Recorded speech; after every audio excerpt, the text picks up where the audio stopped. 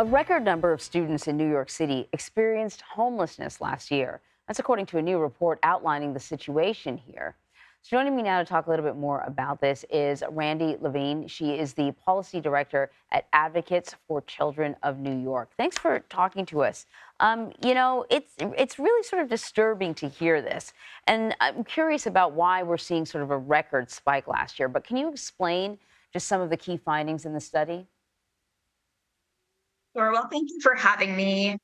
We released data showing that over the course of the last school year, more than 119,000 New York City students experienced homelessness. That means that last year, one out of every 9 students in New York City classrooms was homeless. When we think about this, it means that the number of students who experience homelessness in New York City could fill Yankee Stadium twice, and there would still be a line of thousands of students outside the door.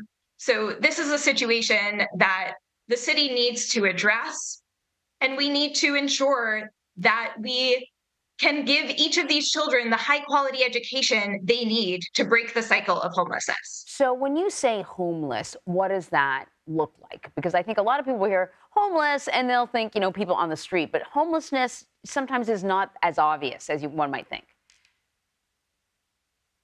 Right. And we're using the federal education law's definition of homelessness. And so there are a few different categories. Last year in New York City, more than 40,000 students spent time in our city shelters. An additional 72,000 students were doubled up, meaning that they were staying with others because their families lost their housing and couldn't afford housing of their own. And then more than 5,000 students were living in hotels, motels, or had some other type of situation where they were not in permanent housing.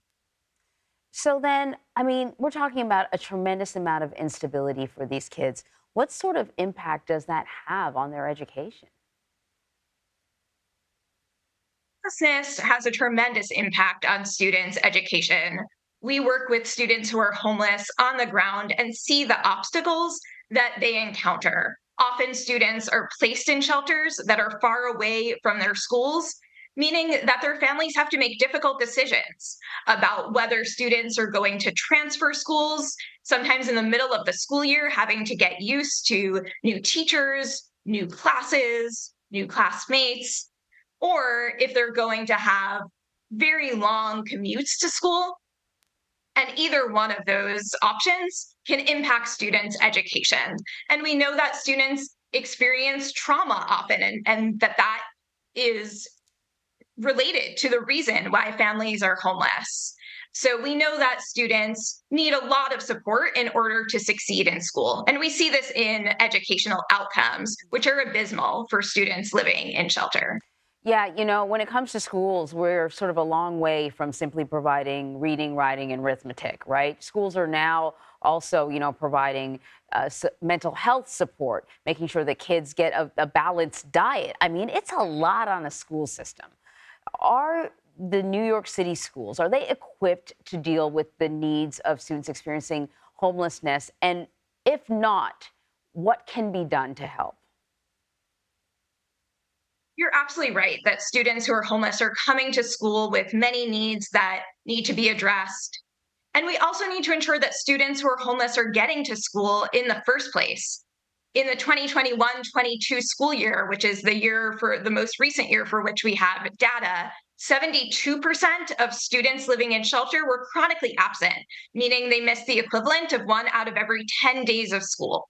And so we need to ensure that schools have resources to help support students who are homeless, and also that there are targeted supports to help students get to school every day, to ensure they have the school placements, transportation that they need, to find out why students aren't getting to school and help address those issues.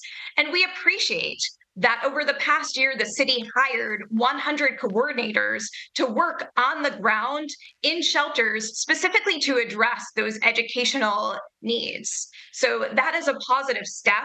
Unfortunately, with the increase in the number of students who are homeless and new shelters opening, these staff are stretched very thin.